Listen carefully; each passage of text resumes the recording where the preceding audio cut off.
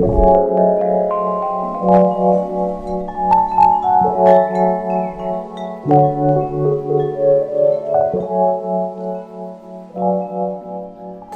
say when things are very close to you, they're precious and it's hard to see them for what they truly are.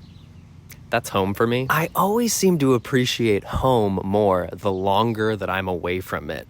The more distance I have, the more I think, it ain't so bad out there, is it? Minnesota peace, green trees, delicious lakes, what's not to love? It's summer 2024. I'm home visiting my parents, seeing my sister and my little brother, spending some quality time with my family. I feel very lucky to have grown up in this place. It's a certain oasis, as I like to call it. My house is situated amongst the bluffs. People are so kind. Every night, my mom and I have gone out for a walk, and countless people have driven by waving and smiling, and I'll be like, oh, who's that? I don't recognize them. And my mom will be like, neither do I. I have no idea who that is. The older I get, and the more cities I visit, the more cultures I see, the more places I live in, I just realize how special the Midwest is. I am a Midwest is best boy in my soul. The paint is chipping on the houses around me. My childhood bike has rusted.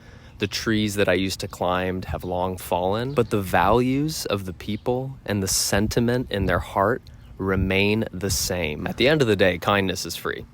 A laugh, a conversation, a wave as you pass by, that is cultural. That is something that people either do or they don't do, and here it is plentiful.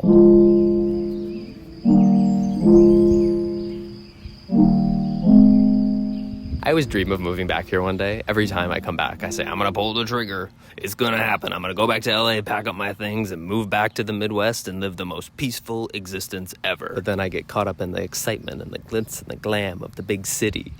And just the general anxiety of moving. I have so many things, like imagine putting it in a truck and driving across the country. Yeah, right. I already barely sleep. My brain could never. Change is important though. It either provides a new perspective or solidifies the one that you already have. I'm looking at all these giant trees that my dad planted himself, and they wouldn't be here without him. The roots wouldn't have grown. They wouldn't be taller than this house. There's a metaphor in there somewhere. I can't think of one though. I think the thing I miss the most is not only the access to family, but just how I feel here. Not overthinking what I'm wearing, what I'm doing, if my life has value. There's something about being in a really simple place that seems to fade away. Can't fully articulate it, but there's a lack of pressure in a smaller town. There's like a lack of comparison or competition that goes on, in which I feel so at ease just being who I am and not looking around me.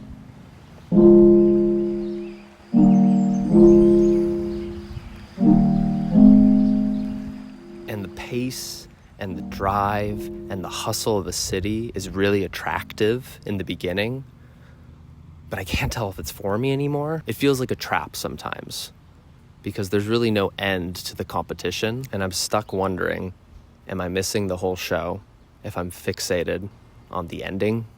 On trying to figure out the plot twist, on always thinking what happens next, what's coming next. What I do know is, and my typical affirmations is that I am generally very happy.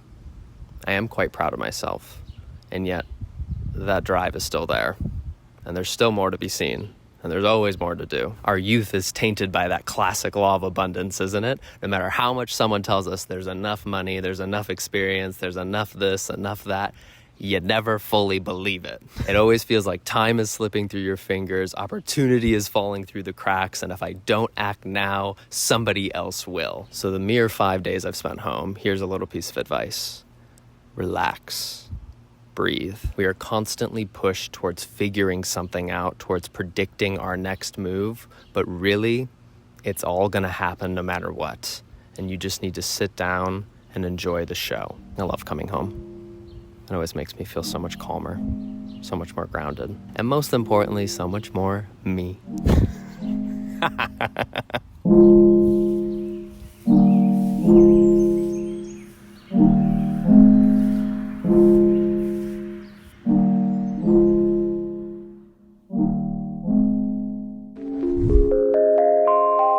Every time I'm navigating conversations just like this one.